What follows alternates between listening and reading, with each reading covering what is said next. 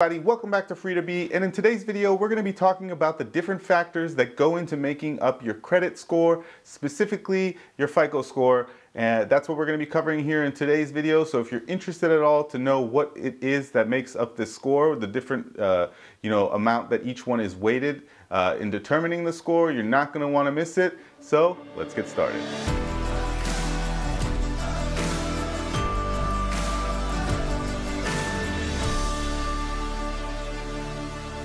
Okay, now as always, if you're new to the channel, go ahead and hit the subscribe button down below and don't forget to turn on those notifications. It costs nothing to subscribe here, and we cover everything in the financial literacy world, as well as lifestyle tips and just general creative energy. So if you're new, don't forget to subscribe.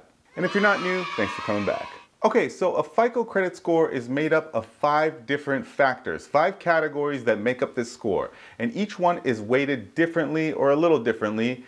And, you should consider this as well. It's not exactly, a hard, fast rule, because if you're new and have some new credit or younger and haven't really established credit, the weighting system might be a little different for you.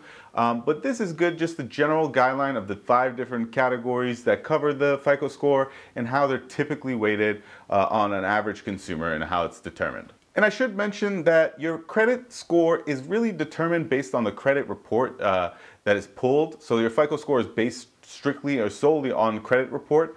And, oftentimes when you go to, borrow money, when you go to a lender, they may look beyond that. So don't let this score just, make you feel like this is the only thing you're being evaluated on. Depending on the type of loan you're looking to get, for example, if you're going to get a mortgage, yes, your score will be considered, but also your, employment history and other factors like that will be taken into consideration as well. So this isn't everything. And it's also important to note that the FICO score is a living thing. It changes. So it's, going to change, from time to time. It's an ever evolving thing. So it's not really representative to be like these categories are always going to be the factors that change it.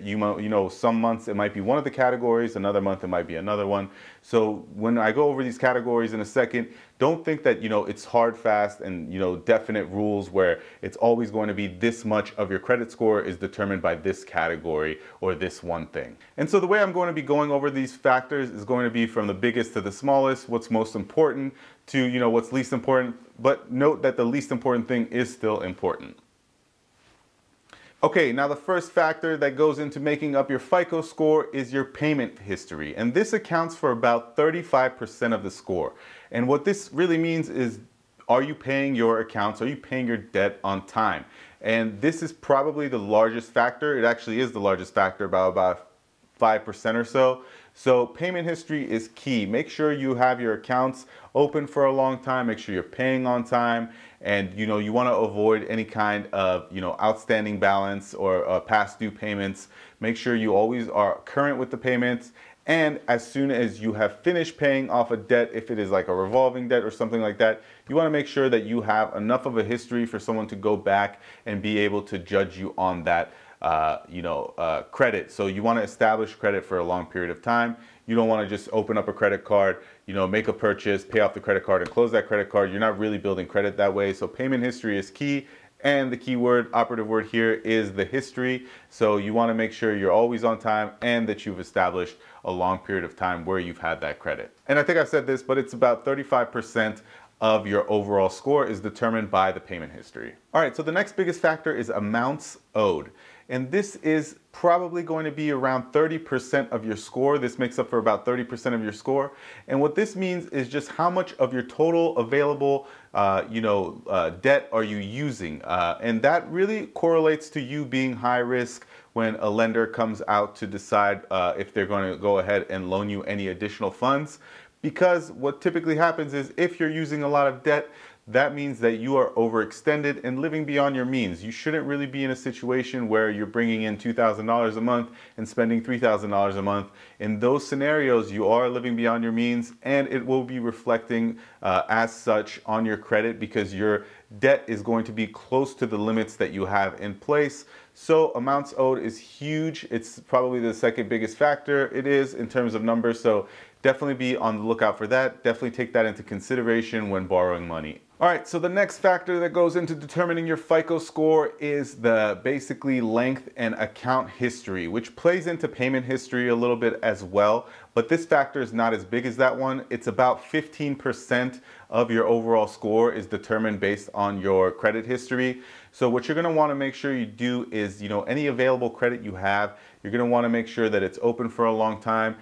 You want to make sure that if you do have a balance or have available credit available to you on it, like a credit card or something like that, that you don't go too long without using it as well. You want to use it. You want to basically make sure you're using it and paying it off almost immediately, and that you've established this credit history for extended period of time, 8, 10, 12 years. It'll definitely be a red flag for potential lenders if they see that all of your available credit was established or opened up within the past 12 months, or that you're closing them just as fast. So make sure that you have enough of a credit history available to you, because this makes up about 15% of your overall FICO score, and it's also an important factor that lenders look into. So that's definitely an important thing to consider. All right, so the next factor after that is credit mix, and this makes up for about 10% of your score. So what credit mix really is basically the different types of credit you have available to you. Do you only have 10 credit cards and that's all your credit history reflects? That could be a red flag. So you want to make sure you have some, good debt in there as well. An automobile loan, a mortgage, student loans, things like this, to mix it up, to show kind of a diverse portfolio of credit available to you, because that's another factor that lenders will look at. That's how the FICO score is determined. If you only have 10 credit cards, it's not going to be as good as if you have some of that good debt mixed in there as well. So this makes up for about 10% of your overall score, so it's important to remember that as well. And finally, the last factor is new credit.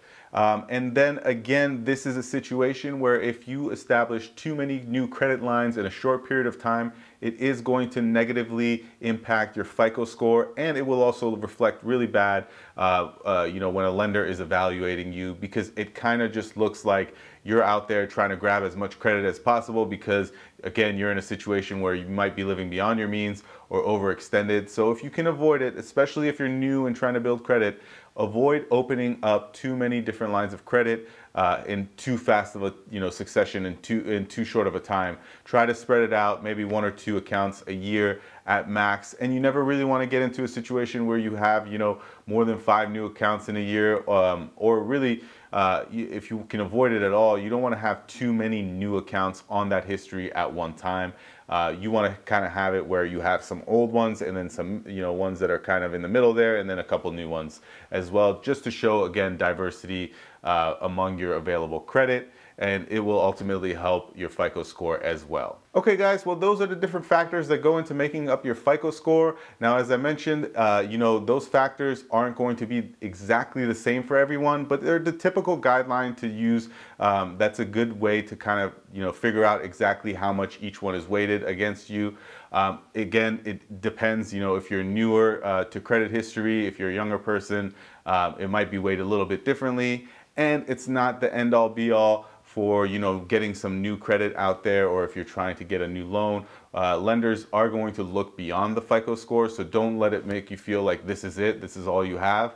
But be aware of it, and if you need to take some steps, now you kind of know how it's factored and what you can work on to try to improve it.